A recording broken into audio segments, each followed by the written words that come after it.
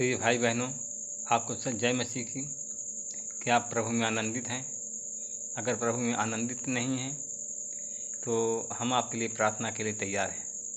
अगर प्रभु में आनंदित हैं तो आपकी मुस्कुराहट हमको दिखाई दे, जिससे आप परमेश्वर जो स्वर्ग में है वो खुश हो और हम भी खुश हों। अगर प्रिय भाई बहनों आपके चेहरे पर मुस्कुराहट नहीं है तो हम मुस्कुराहट लाने की कोशिश करेंगे। चाहे आप बीमार हों, चाहे शैतान से सताए हों, चाहे कर्ज से डूबे हों, हम आपके चेहरे पर मुस्कुराहट लाने के लिए तैयार हैं। इसलिए हमारे साथ में जुड़ जाइए प्रियो, और हमारे साथ में प्रार्थना में सम्मिलित हो जाइए, जिससे आपकी मनोकामना पूर्ण हो जाए। हम सेवा के लिए हमेशा तत्पर रहेंगे। प्रिय भाई बहनों, आज है इफिसियों की पत्री 2 अध्याय का हम 10वां वचन देखते हैं। परमेश्वर ने हमारी रचना की, उसने यीशु मसीह में हमारी सृष्टि की, जिससे हम उनके शुभ कार्यों को पूरा करते रहें, जिन्हें परमेश्वर ने हमारे लिए तैयार किया है। प्रिय भाई बहनों, परमेश्वर ने यह वचन हमारे लिए तैयार किया है और परमेश्वर हमारा उद्धार करना चाहता है। परमेश्वर हमको बचाना चाहता है। इसलिए प्रियो, हम परमेश्वर के वचन में जुड़े रहें और परमेश्वर के वचन के अनुसार चलें, क्योंकि हम उसके बनाए हुए हैं। क्योंकि मसीह यीशु में हम भले कामों के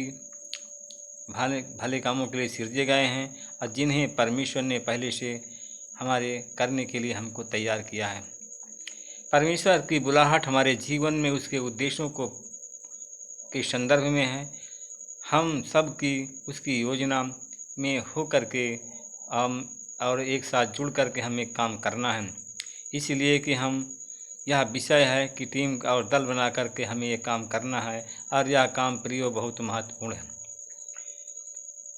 आज हम यह महत्वपूर्ण कार्यों को प्रियो हम 4 भागों में बांटेंगे।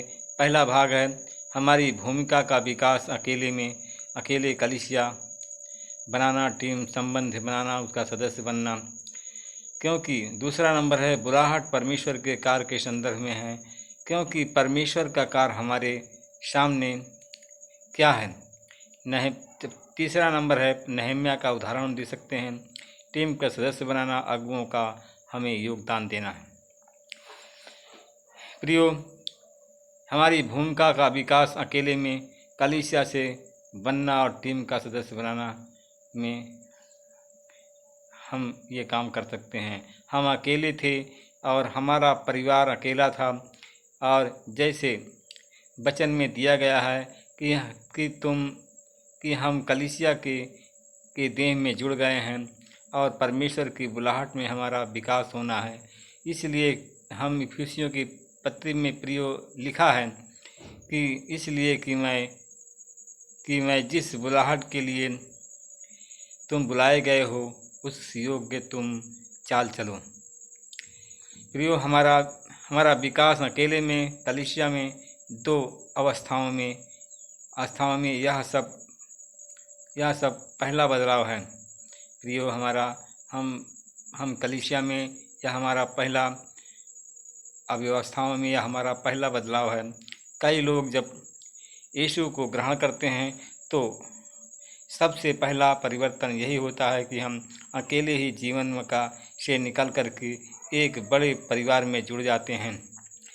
कई लोग तो इसी में से ढल नहीं पाते हैं और या विकसित नहीं हो पाते हैं।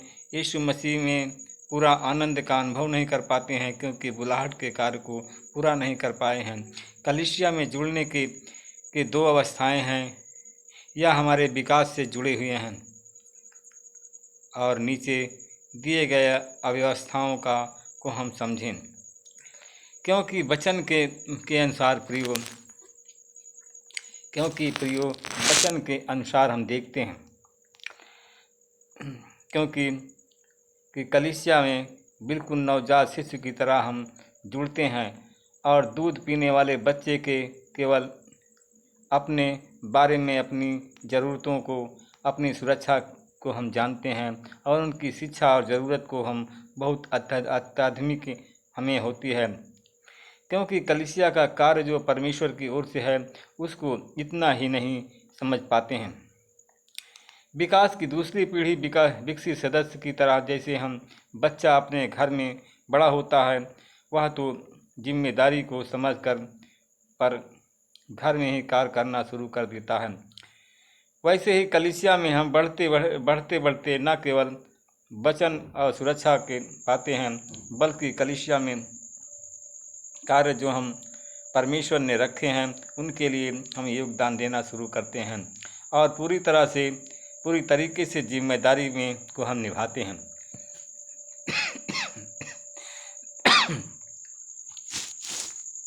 प्रियो, हम देखते हैं कि जैसा यीशु ने अपने चेलों के साथ में किया था, उन्होंने चेला बनाया और उसी प्रकार चेले भी यह गुण ही और एक दूसरे में ढल गए और वो लोग चेला बनाए, क्योंकि हमें सीखना है और सिखाना है। हम इसको समझने के लिए अपने गांव में और मोहल्ले में कबड्डी क्रिकेट खेलने वाले टीम का उदाहरण हम देते हैं। खेल की टीम में ही हम सदस्य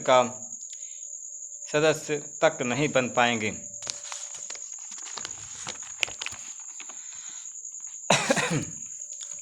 प्रिय भाई बहनों, हम देखते हैं कि क्योंकि मैं भी पराधीन मनुष्य हूँ। हम वचन में देखते हैं, मत्ती का 8 का अध्याय का 9-10 में दिया गया है, क्योंकि मैं पराधीन मनुष्य हूँ और सिपाही मेरे अधीन हैं।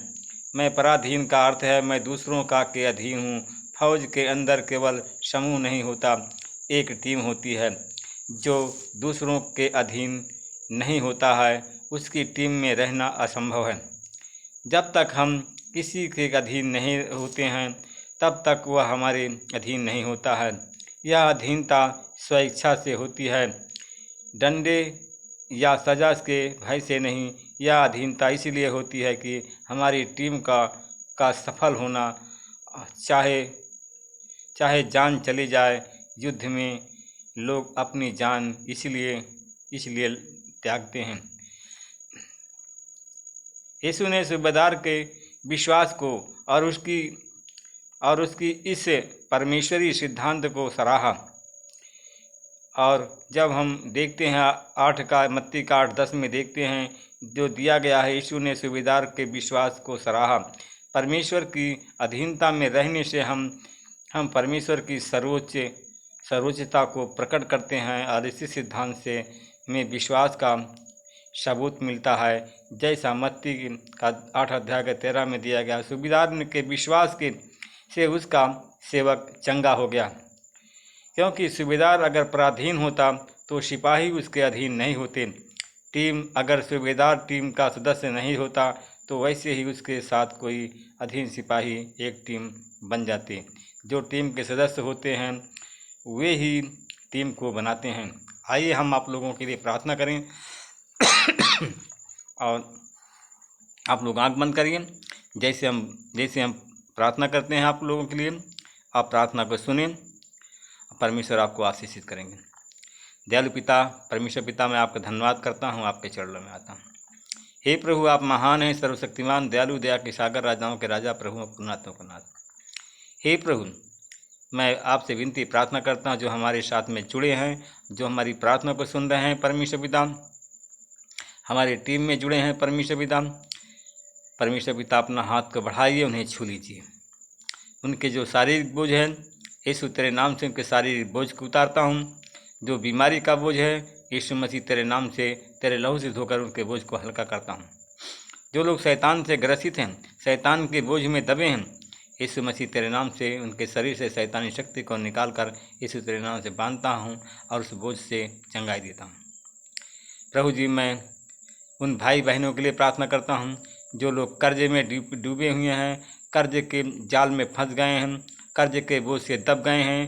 तो हे प्रभु, आप अपनी कृपा दृष्टि उन पर डालिए, जैसे आपने नहम्याह को कृपा दृष्टि डाली थी, जैसे नहम्याह को आपकी कृपा दृष्टि मिली थी, वैसे आपकी कृपा दृष्टि उन भाई बहनों पर हो। प्रभु जी, और वो लोग देख परमेश्वर पिता कितने वो लोग कष्ट में हैं, कितने कितने परमेश्वर पिता दुख में हैं, उनके दुख को देख उनके कष्ट को देख परमेश्वर पिता, और उनके बोझ को हल्का कर दे कर्ज की। परमेश्वर पिता, मैं आपका धन्यवाद करता हूँ। उनमें हमारे प्रिय भाई बहन हैं जो कि परमेश्वर पिता शैतान के बंधन में बंधे हुए हैं। यीशु तेरे नाम से शैतानी बंधन को तोड़ता हूँ और शैतान बंधन से यीशु के नाम से मुक्त करता हूँ। परमेश्वर पिता, जिनके शरीर में भारीपन रहता है परमेश्वर पिता शैतानी शक्ति के कारण, और दिमाग की टेंशन रहता है, उलझन रहती है, उन सारी बीमारी को तेरे क्रूस पे देता हूँ। उन भाई बहनों के लिए प्रार्थना करता हूँ जिनका ब्लड प्रेशर हाई होता है, नॉर्मल होता है, उनके ब्लड प्रेशर के रोग से चंगाई की आशीष बोलता हूँ। जिनको थायराइड है, शुगर की बीमारी है, उन सारी बीमारी से यीशु मसीह तेरे नाम से चंगा करता हूँ। तेरे नाम की महिमा करना चाहता हूँ। जिनके सफ़ेद दाग हैं, चर्म रोग है, यीशु मसीह तेरे नाम से उनके सफ़ेद दाग को मिटने की सामर्थ देता हूँ और चर्म रोग से चंगाई की सामर्थ को रिलीज करता हूँ। इसी घड़ी वो चंगे हो जाएं। परमेश्वर पिता, जो लोग मिर्गी दौड़ा की बीमारी से पीड़ित हैं, उनके शरीर से गूंगी बहरी आत्मा को निकाल कर यीशु तेरे नाम से बांध देता हूँ और मिर्गी दौड़े की आत्मा से बीमारी से चंगाई की आशीष बोलता हूँ। इसी समय वो लोग चंगे हो जाएं।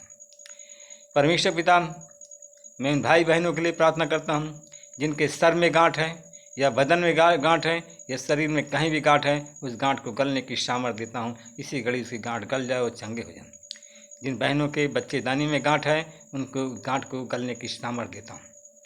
हे प्रभु, अपना हाथ को बढ़ाइए, परमेश्वर पिता छू लीजिए।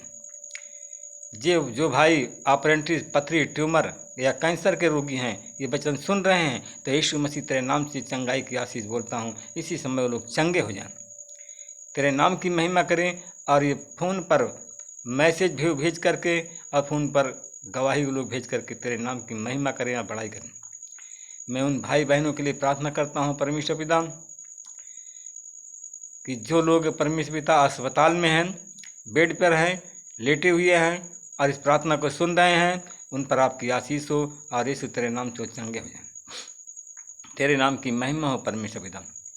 परमेश्वर पिता, उन भाई बहनों के लिए प्रार्थना करता हूँ कि जो परमेश्वर पिता बवासीर, गांठी, बादी बवासीर से और खूनी बवासीर से पीड़ित हैं, यीशु तेरे नाम से उन चंगाई देता हूँ। यीशु के नाम से चंगाई की आशीष देता हूँ। इसी घड़ी चंगे हो जाएं। उन भाई बहनों के लिए प्रार्थना करता हूँ परमेश्वर पिता जिनके पास अभी तक कोई संतान नहीं है, उन पर संतान की आशीष बोलता हूँ। इसी समय उन बहनों को गर्भ का दान मिल जाए और संतान की आशीष मिल जाए, बांझपन का कलंक से चंगे हो जाए। तेरे नाम की महिमा करें परमेश्वर पिता। वो भाई बहन हैं जो लोग नौकरी की लालसा में हैं, जॉब की लालसा में हैं, यीशु तेरे नाम से उनको नौकरी की आशीष देता हूँ और यीशु तेरे नाम में उनको जॉब मिल जाए। हर एक प्रकार की मनोकामना उनकी पूरा कर, हर एक बीमारी से चंगाई दे परमेश्वर पिता। सारी प्रार्थना विनती उद्धार करता हूँ यीशु के नाम से मांगते हैं, आमीन। प्रभु आप सबको आशीष दे, रक्षा करें। प्रिय भाई बहनों, अगर इस वीडियो को देखते हैं, इसको लाइक, सब्सक्राइब और शेयर ज़रूर करें। ये परमेश्वर के राज्य के लिए है, आमीन। प्रभु आपको आशीष दे।